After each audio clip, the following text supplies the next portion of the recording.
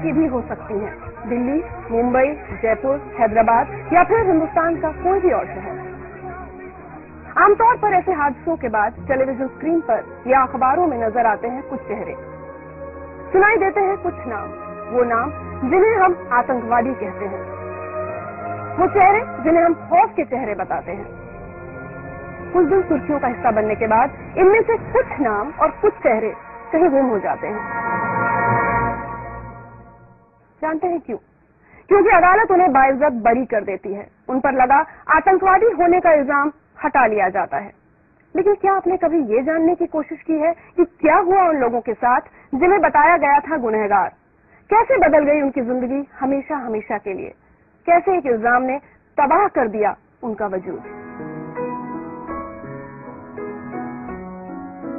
Imran cricketer बनना चाहते थे, लेकिन उनके माता पिता चाहते थे कि वो एक इंजीनियर बने, पैसा कमाएं और अपनी बहन के हाथ पीले करें।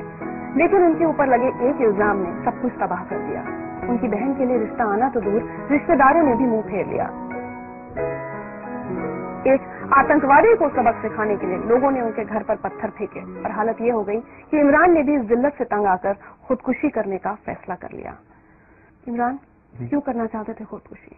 खुदकुशी इसलिए करना चाहता था क्योंकि मेरी वजह से जो है मेरे घर वालों को बहुत प्रॉब्लम हो रही थी और सिर्फ मुझे ये पुलिस वाले लेकर इतना न्यूज में बता रहे थे और मेरे घर पर कई बार खतराव हुआ और मेरे जो भाई है उनके स्कूल में उनसे तरह तरह के सवाल पूछे गए थे और मेरी बहन को उनके इंस्टीट्यूट से निकाला गया था क्योंकि वो मेरी बहन है और मेरे जो पिताजी है उन्हें उनके प्रमोशन की जगह डिमोशन दिया गया था। तो उसकी वजह से जो है मैंने सोचा कि मेरी वजह से इतनी प्रॉब्लम आ रही है, चलो मैं ही मर जाता हूँ तो ये सब प्रॉब्लम खत्म हो जाएगी। क्या हुआ था आपके साथ? क्यों पकड़ा गया आपको?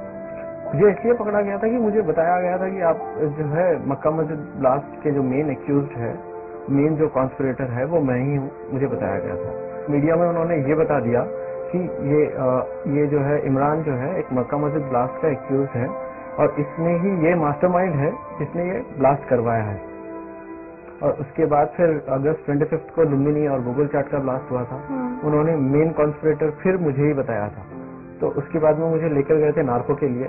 जैसे ही वो नार्को टेस्ट कंप्लीट हुआ, उसके नार्को टेस्ट जो है 5 या 6 बजे खत्म हो रहा है, उससे पहले ही 5 बजे रिपोर्ट आ रही है कंप्लीट न्यूज चैनल्स में कि इमरान ने हर चीज खोल ली, इमरान ने हर चीज अपने ऊपर ले ली कि उसने ये सब करवाया है। एक बात बताओ, आज अगर मैं आपसे कहूँ कि जुलाई 2007 जब आपको गिरफ्तार किया गया, वो दिन 22 साल की उम्र थी सिर्फ आपकी? 22 साल। एक आम लड़का क्या कर सकता है?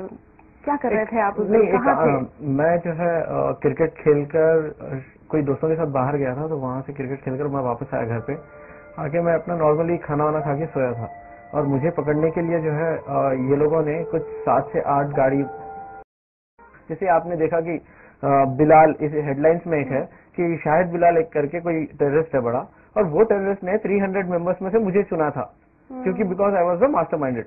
ये ऐसी बातें ये जो है लिख देते हैं, कोई बोल देता है ये लिख देते हैं, बट इसका आगे जो असर होगा वो कभी नहीं सोचते ये लोग। अब मेरा केस एक्विटेड हो चुका है, एवरीथिंग इज फाइन नाउ। अब कोई मुझे पूछता तक नहीं है कि आपका जो प्रीवियस था इन्होंने क्यों आपके ऊपर रॉन्ग केस डाला था, क्यों क्या हुआ। कोई जाके कमिश्नर को ये नहीं पूछ रहा है कि क्यों भाई आपने क्यों पकड़ा था इमरान को, ऐसे रॉन्ग केस डाल के अगर छोड़ दोगे किसी को, किसी की लाइफ क्या होगी। कोई आज तक कभी किसी को पूछा ही नहीं है। जैसे जैसे मेरे घर पे पुलिस वाले आते हैं, मेरे आजू बाजू वाले जो मुझसे बात करते हैं, कभी कभी अच्छी बात करते हैं, ये केस के बाद में कभी कभी जैसे अच्छी बात करते हैं, वो भी बात करना छोड़ देते हैं वो लोग। जैसे ही पुलिस वालों को देखते हैं पूरा दरवाजे बंद आजू बाजू, और जैसे मैं इधर उधर देखता हूँ तो सब भाग जाते हैं।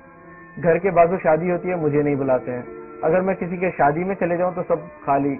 अगर कोई मस्जिद के पास नमाज पढ़ के सब लोग बाहर निकल रहे हैं, मैं अगर नमाज पढ़ के किसी को सलाम करूं तो सब भाग जाते हैं। और ऐसा हो गया, मैं ग्राउंड में अगर खेलने जाऊं तो पूरी टीम बोल रहे हैं कि नहीं भाई बस आप बहुत अच्छे हो इमरान भाई, आप जाइए। एक बात बताओ, समझ सकते हैं तुम्हारे साथ क्या हुआ। मतलब 22 साल की उम्र में जिस लड़के ने इतना सब कुछ सहा, उसी वजह से तुम्हारे अंदर आज इतनी नफरत भर गई है, इतना गुस्सा दिख रहा है मुझे। बेशक देखिए, अगर आप किसी को भी इनोसेंट को उठा के अगर आप टेररिस्ट बोल देंगे तो गुस्सा तो आएगा ही, बट मैं चाहता हूँ ये सब छोड़ दूं, मैं आगे बढ़ूं, कुछ ऐसा करूं, कुछ लाइफ में ये सब भूल जाऊं, मैं जाऊं और कुछ ऐसे काम करूं जैसे लोग मुझे पसंद करें, पहले जैसा पसंद करते थे। पहले मैं मेरे गली का जो है, मेरे एरिया का मैं हीरो था, क्योंकि मैं उन्हें मैचेस जिताता था। आज मुझे कोई मैच में लेता भी नहीं। पहले मैं जो है एरिया का मैं हीरो था, क्योंकि मैं हर शादी में नाचता था। अब मुझे पूछते हैं वो शादी में अगर जाऊं मैं तो वो शादी ही बंद हो जाए। बहन की शादी भी नहीं हो पा रही? बहन की शादी एक हो जाएगी, बस एक उम्मीद है। 18 महीने जेल में बिताए आपने? जी हाँ, 18 महीने। तुमको कुछ दिखाते नहीं रहते?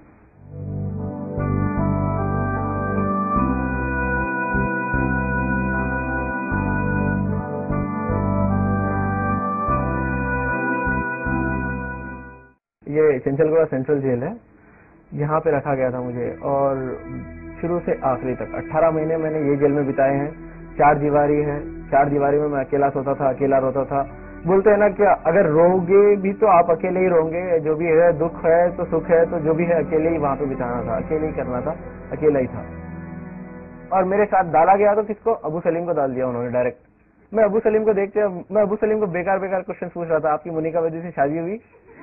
तो वो बोल रहा था यार तू अभी बच्चा ही है, तो देखो ये इसको किसने डाल दिया केस में?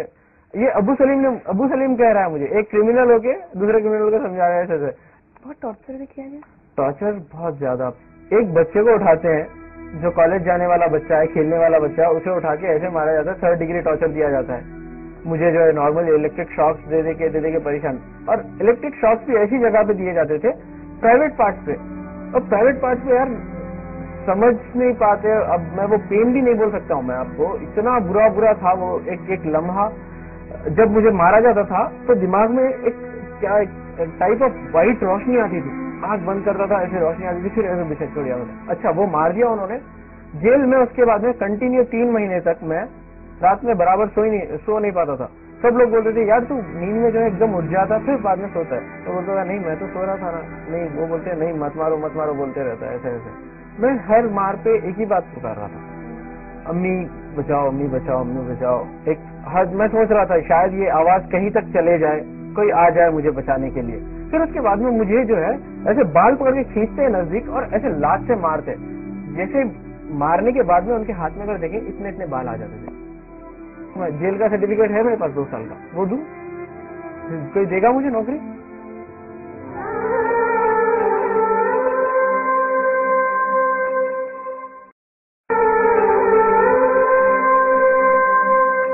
बहुत रोए हो जेल में?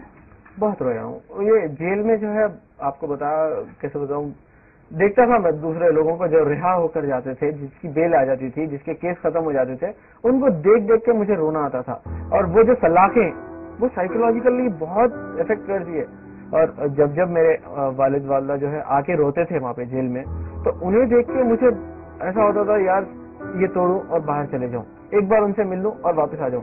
और सब में मेरे लाइफ का जो सब में बुरा दिन गया है लाइफ का, अब तक की अगर कोई पूछेगा कि सब में लाइफ का जो सब में बुरा दिन था, वो था जेल में ईद का दिन। ईद के दिन मैंने नॉर्मली पूरे लोगों को मैंने समझाया आप मत रोइए। बाद में मैं जेल में अपने बैरक में आता हूँ और मैं रोता हूँ। क्यों? मेरे माँ बाप से मैं दूर हूँ। एक बार तो क्या हो गया, किसी ने कह दिया कि मेरे माँ का डेथ हो गया ईद के दिन। अरे क्या यार, उस दिन तो सोचो आप कैसे, मैं कुछ समझ में नहीं पा रहा, मैं बात नहीं कर पा रहा हूँ, इधर जा रहा हूँ उधर जा रहा हूँ पागलों की तरह। जेलर को बोल रहा हूँ सर प्लीज एक फोन करने दीजिए। वो बोल रहे नहीं सर नहीं, हमारे पास जो है हम नहीं कर सकते, आप समझिए बात को, विल डू वन थिंग। वो ऐसे करके फिर बाद में उन्होंने एक जो है शायद किसी से परमिशन ली, कोई बड़ों से बता करा कि ऐसे कुछ नहीं हुआ है मेरे घर पे। हेलो अस्सलाम वालेकुम बेटा। कभी ये हम लोग सोचते भी नहीं थे कि ऐसा इतना बड़ा हो जाएगा और आप वापस सही सलामत घर आएंगे।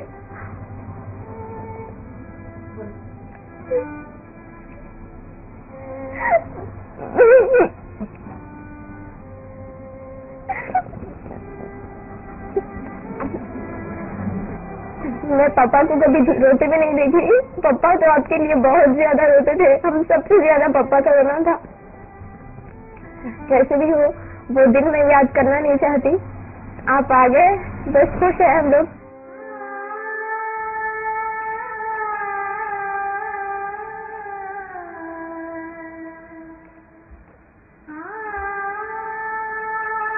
देखा आपने, जैसे बोल रहे हैं छोटे, जो मेरा छोटा भाई है और बहन है, दोनों एक दूसरे की कभी बनती नहीं। और वो दोनों मेरे लिए एक हो गए। पढ़ाई छूट गई, अब पढ़ाई छूट इंजीनियरिंग गई, पूरी नहीं कर सकते। अब इंजीनियरिंग पूरी करना मैं चाहता भी हूँ तो ये वो मुझे कहते हैं कि we have to speak to the concern authorities.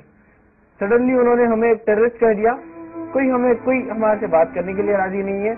हम कहीं अगर जाते हैं तो हमें अच्छा रिस्पॉन्स नहीं मिलता है, हम अगर आगे पढ़ना चाह रहे हैं तो हमें पढ़ने नहीं दिया जा रहा है। अच्छी मल्टीनेशनल कंपनी है, वहाँ पे ट्राई किया मैंने, तो they have asked me so what about your past 2 years। तो मैंने एक बार ऐसे बोल दिया कि sir I was working somewhere here and there. तो वो बोले नहीं, आपको you will get the experience certificate from there. अब वहाँ पे एक्सपीरियंस सर्टिफिकेट कहाँ से लाऊं मैं? जेल का सर्टिफिकेट है मेरे पास 2 साल का, वो दूं? कोई देगा मुझे नौकरी?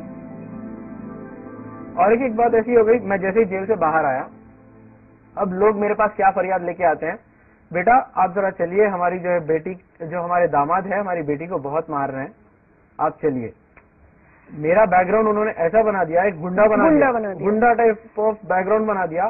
Do you feel helpless? बहुत सारा हेल्पलेस ऐसा है, ये वर्ड ही जो है ना, कुछ बोल ही नहीं सकते, वर्ड के मायने जो है वो सब खत्म हो गए। हाँ इमरान, मेरे बच्चे दुआ तुम्हारे, और तुम कहाँ है, खुश रहो, और यही दुआ है मेरी कि आप जो भी अपने से 2 साल में जो बीता है वो उसे भूल कर आगे बढ़ो। हर दिन मैं आपके लिए दुआ करती रही, हर नमाज में आपके लिए, हर टाइम टू टाइम, रात को होता रात को, दिन को होता दिन को आपके यहाँ से दुआ करी। और ये भी सोची कि नाहक मेरे बच्चे को ये करे, एक ना एक दिन मेरा बच्चा आएगा, ये उम्मीद लेके मैं दुआ करती रही। अपने परिवार का ये सब दुख सुनकर ऐसा भी लगता है, अपने आप से कहा कि इमरान तुम्हारी वजह से सब ये हो रहा है, सब परेशान हो रहे हैं? कभी खुद से भी क्या? कभी नहीं, हर बार ऐसी होता है। हर बार जैसे 3 साल से कम्प्लीटली मैंने समझ लिया है कि ये सब चीज मेरी वजह से ही हो रही है, और मैं इन्हें वो सुख दूंगा। मैं जितना मैंने उन्हें दुख दिया है, जितना मैंने वो दिया है, मैं अपने आप को, अगर मैं मर जाऊं, कट जाऊं, जल जाऊं या कुछ भी हो जाए, मेरा खून का आखिरी खतरा भी बच जाए, तो मैं वो दुख को हटा के वो सुख देने की कोशिश करूंगा ही करूंगा। इमरान, आज हम सिर्फ ये दुआ मांग सकते हैं कि अब तुम्हारी आंखों में भी कभी आंसू ना आए। तुम जिस तरह से अपने परिवार को खुश देखना चाहते हो, वो सारी खुशियां तुम उन्हें दे पाओ, तो अपनी पढ़ाई लिखाई दोबारा शुरू कर पाओ, जिंदगी में बहुत तरक्की करो, और ये जो बुरे वक्त का साया तुम्हारे परिवार पर रहा है, ये वापस लौट करना है, ये साया तुम्हारे सर पर से हट जाए। एक तोहफा हम तुम्हारे लिए लेकर आए।